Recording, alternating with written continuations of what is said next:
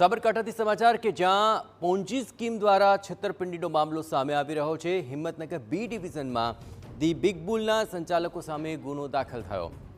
સ્કીમના 6 સંચાલકો સામે GPID act હેઠળ ગુનો દાખલ કરવામાં આવ્યો, જ્યાં ₹1.44 કરોડથી વધુની છેતરપિંડી કર્યાની ફરિયાદ દાખલ થઈ। બિટકોઇન ક્રિપ્ટોકરન્સી આ તમામમાં રોકાણથી ઊંચા વળતરની તેમણે લાલચ આપી હતી। સાબરકાંઠા, અરવલ્લી અને મહેસાણા સહિત અનેક વિસ્તારોમાં લોકો તેનો શિકાર બન્યા છે।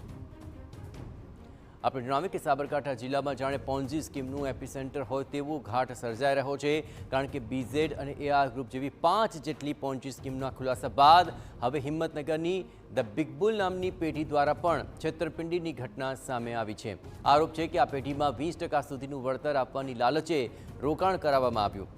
પહેલાં તો સમયસર નફો મળતો રહ્યો, પરંતુ છેલ્લા 6 મહિનાથી અનેક રોકાણકારોને તેમનો નફો નથી મળ્યો।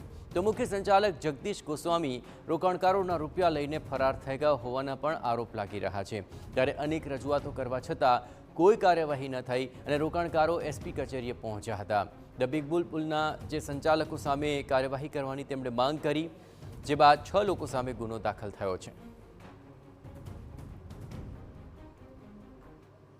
કોઈ લખી આપી છે કે જ્યારે જગદીશભાઈ ગેરહાજર હશે, આ દુનિયામાં ન હોય, ત્યારે તમારા પૈસા અમે પરત કરીશું એવું કહી અને ફરીથી મને 2 મહિના વેટ કરાયો। પણ 2 મહિનાના અંતે મને ફરી વ્યાજ આપવામાં ના આવ્યું, ત્યારે ફરી મેં મૂડી માંગી। ત્યારે છેલ્લા 8 મહિનાથી આ જગદીશભાઈ અહીંયા ત્યાં ક્યાંક રખડતા ફરે છે અને વોટ્સએપ માધ્યમથી મને મેસેજ કરે છે, ચિંતા કરતા નહીં, પૈસા મળી જશે એવા મને વાયદા કરે છે, પણ આજ દિન સુધી પૈસા મળતા નથી। એ ખોટી લાલચો આલતા હતા। એની ઓફિસ હતી અમરસિંહ મોલ હિંમતનગરમાં, બરોબર।